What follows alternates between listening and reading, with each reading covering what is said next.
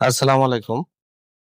আজকে আমি যে মেডিসিনটি নিয়ে আপনাদের সামনে হাজির হয়েছি সেটার নাম হলো অ্যাজাথ্রোমাইসিন সাসপেনশন বা সিরাপ, যার মধ্যে রয়েছে অ্যাজাথ্রোমাইসিন ডাইহাইড্রেট প্রতি 5 মিনিটে রয়েছে 100 মিলিগ্রাম, 200 মিলিগ্রাম অ্যাজাথ্রোমাইসিন ডাইহাইড্রেট। এটা অপসেনিন ফার্মা লিমিটেডের একটি ওষুধ। আজকে আমরা এই ভিডিওতে এই অ্যাজাথ্রোমাইসিন সাসপেনশন বা সিরাপ সম্পর্কে বিস্তারিত আলোচনা করবো। এটা মূলত কি কি রোগে কাজ করে থাকে, এর মাত্রা ও সেবনবিধি কি, পার্শ্ব প্রতিক্রিয়া কি, এই সকল দিকগুলো নিয়ে বিস্তারিত আলোচনা করবো। তো প্রথমে আসুন দেখে নেওয়া যাক অ্যাজাথ্রোমাইসিন সাসপেনশন বা সিরাপটি মূলত কি কি রোগে কাজ করে থাকে।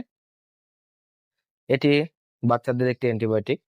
বাচ্চাদের অণুজীব সমূহের দ্বারা সৃষ্ট সংক্রমণ সমূহের, যেমন বঙ্কাইটিস, নিউমোনিয়া, কোমল কোষকলার সংক্রমণ, মধ্যকর্ণের সংক্রমণ, টনসিলাইটিস, এছাড়া সাধারণ সর্দি কাশি, জ্বর, টাইফয়েড জ্বর, প্যারাটাইফয়েড জ্বর, এগুলো রোগগুলোর জন্য অত্যন্ত কার্যকারী একটি মেডিসিন হচ্ছে এই অ্যাজাথ্রোমাইসিন সাসপেনশন বা সিরাপ।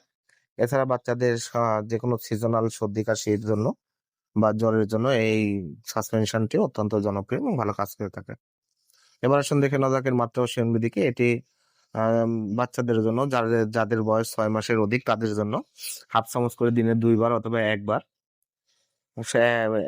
3 দিন থেকে 7 দিন অথবা 5 দিন আপনারা ডাক্তারের পরামর্শ অনুযায়ী আপনার রোগের তীব্রতা মাত্রা অনুযায়ী আপনারা সেবন করাতে পারবেন।